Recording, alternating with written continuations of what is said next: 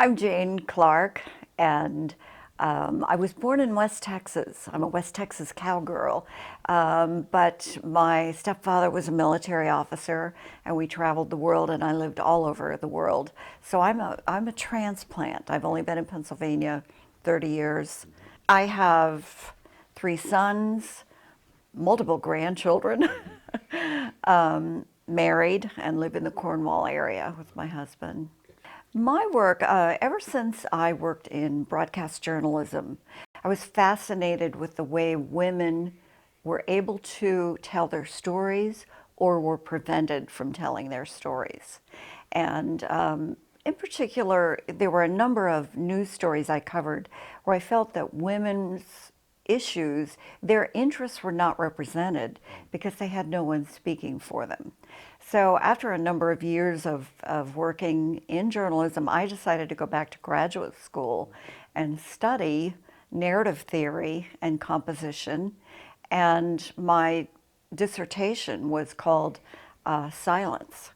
So for 35 years, I've been studying women and silence and the systems that tend to shut women down or keep them from speaking up, the way language is shaped and whether or not it really represents a woman's experience in her life.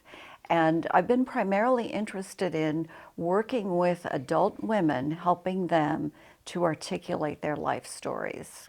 I teach them to listen deeply to the stories they may not have heard themselves telling. I believe that we're all story carriers. We carry stories across our lifetime.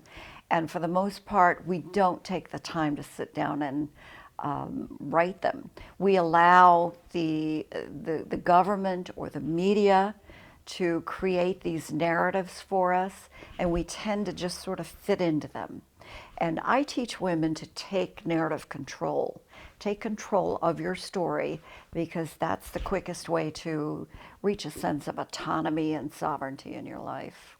The most satisfying part is being able to listen, being in a position of deeply witnessing the beautiful stories I'm hearing women carry and watching them come into recognition of the fact that they've actually carried some amazing stories, sometimes unbearable stories, sometimes unspeakable stories. Giving them the space and the circle of witness to be heard allows them to restore dignity to themselves as story carriers.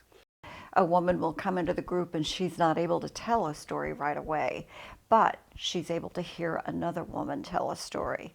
And that gives her a permission structure to sit down and listen more deeply to her own. I'm now doing workshops online and in person with women. It's very fulfilling. And it's wonderful to hear the excitement that comes out of a story, the satisfaction that the women bring to the process. It's wonderful to watch them witness one another, to be able to understand their role as story carriers, and to recognize just how powerful they are in helping to hold space, create spaciousness for a circle, if we're in a circle, for a story to appear.